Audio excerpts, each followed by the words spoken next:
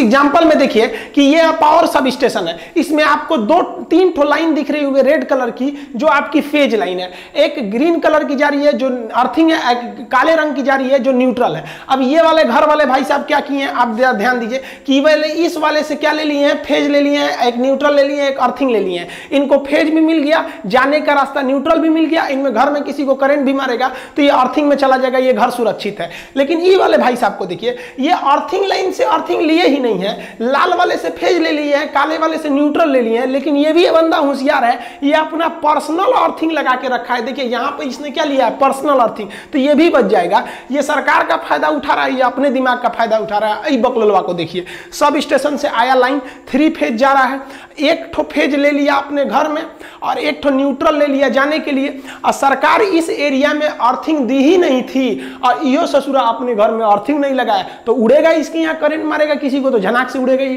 देखिए हमारे यहाँ जो डिस्ट्रीब्यूशन लाइन होते हैं उसमें 3 फेज दिए जाते हैं, यानी ये देखिए 3 लाइन दी जा रही है। ये फेज इसलिए दिए जाते हैं कि सब स्टेशन पे लोड कम पड़े। मान लीजिए किसी मोहल्ले में 300 घर है तो क्या किया जाएगा, हर फेज से 100 घर को सप्लाई दे दी जाएगी, तो हर एक फेज पर लोड ज्यादा एकदम सेम रहेगा तो मोहल्ले में बिजली सेम रहेगी। लेकिन क्या किया जाता है ना, कभी कभी लोग किसी घर में ज्यादा लोड है, किसी घर में कम लोड है, किसी मोहल्ला में पता चला 2 फैक्ट्री लग गई तो उसके वाले पर लोड ज्यादा हो जाएगा तो उधर जो वोल्टेज होगा टिमिर टिमिर रहेगा, तो लोग उस फेज से हटा के दूसरे फेज में लगा देते हैं। तो ये ना हो इसलिए हम लोग ज्यादातर फेज को डिस्ट्रीब्यूट कर देते हैं। लेकिन हमारे यहाँ बिहार में यूपी वगैरह में क्या होता है ना, चोरी लोग कर लेते हैं। अक्सर हर जगह लोग थोड़ा बहुत चोरी कर लेते हैं। क्या करते हैं, वो टोक फंसा लेते हैं। देखिएगा ना, कोई बोतल वोतल रहेगा तेल ओल का तो उसको आधा काट के उसमें तार में फंसा के इस तरह से टोकन फंसा लेंगे लोग और उसमें इसमें डाल देंगे फेज में और एक तो न्यूट्रल में ले लीजिए। फेज ले लेगा, घर से ही न्यूट्रल अर्थिंग बना सकता है वहां पर। और उससे क्या होता है, तब ये सब स्टेशन पर लोड ज्यादा हो जाता है। पता चला इसने 100 घर को डिस्ट्रीब्यूट किया था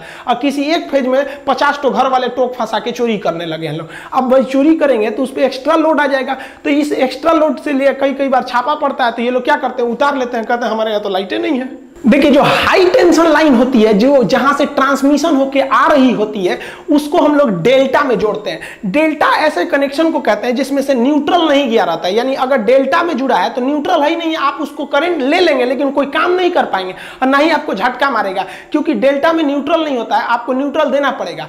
तो जो हाई वोल्टेज होते हैं यानी स्टेप अप करंट या ट्रांसमिशन लाइन, वो डेल्टा में जुड़ा होता है। लेकिन जब वो सब स्टेशन पे पहुंचता है तो उसे स्टेप डाउन करके उसे हम लोग कहते हैं लो वोल्टेज और उसके बाद डिस्ट्रीब्यूट करते हैं। तो डिस्ट्रीब्यूशन लाइन आपको स्टार कनेक्शन में होता है। स्टार कनेक्शन में 3 फेज के साथ साथ एक न्यूट्रल भी होता है। क्वेश्चन कहेगा कि जो स्टेप डाउन ट्रांसफार्मर होते हैं वो कौन से होते हैं, तो वो डिस्ट्रीब्यूशन के लिए होते हैं, उनका वोल्टेज कम होता है। कम वोल्टेज पे ही हम लोग को काम चलाना रहता है अपने घरों का 240-230 वोल्ट के आसपास में, तो वो स्टार में रहते हैं। लेकिन high tension line, high voltage step up वाला डेल्टा में रहते हैं। ये अलग से हम पढ़ाएंगे आपको डेल्टा और स्टार में, और क्या होता है जंपर पिन इनसे इसको कनेक्ट करने के लिए।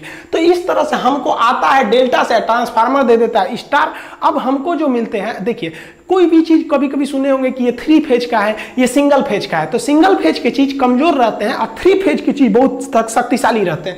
जैसे यहां से देखिए आपको 3 लाइन जा रही है, R/B ये फेज को दर्शाते हैं, N से हो गया न्यूट्रल। तो ये पंखा जो है एक नीले रंग का फेज लिया, एक काले रंग का न्यूट्रल लिया है, तो न्यूट्रल कॉमन बना दिया जाता है, एक ही रास्ता हो जाता है निकलने के लिए। तो ये पंखा कितने फेज का है, 1 फेज का। ये लाइट को देखिए, ये पीले वाले से लिया है फेज और काला वाले से न्यूट्रल, सबके लिए एक ही न्यूट्रल है काला वाला, तो ये भी सिंगल फेज का है। आप इस सॉकेट को देखिएगा तो इसमें लाल वाले से एक ठो ले लिया है फेज और काला वाले से लिया है न्यूट्रल, तो ये भी कितने फेज का है, सिंगल फेज का। लेकिन मोटर को बहुत ज्यादा मेहनत करना होता है, उतना पानी को 5 तल्ला पे चढ़ाता है टंकी पे, तो सिंगल फेज पे उतना शक्ति नहीं हो पाएगा। तो इस ससुरा को देखिए 3-3 को फेज ले ले है, लाल वाले में से पीला नीला R/B तीनों फेज ले लिया है। फेज को हम लोग कोड भाषा में R/B कहते हैं और एक तो न्यूट्रल लिया है। तो ये मोटर कितना फेज का है, 3 फेज का मोटर है।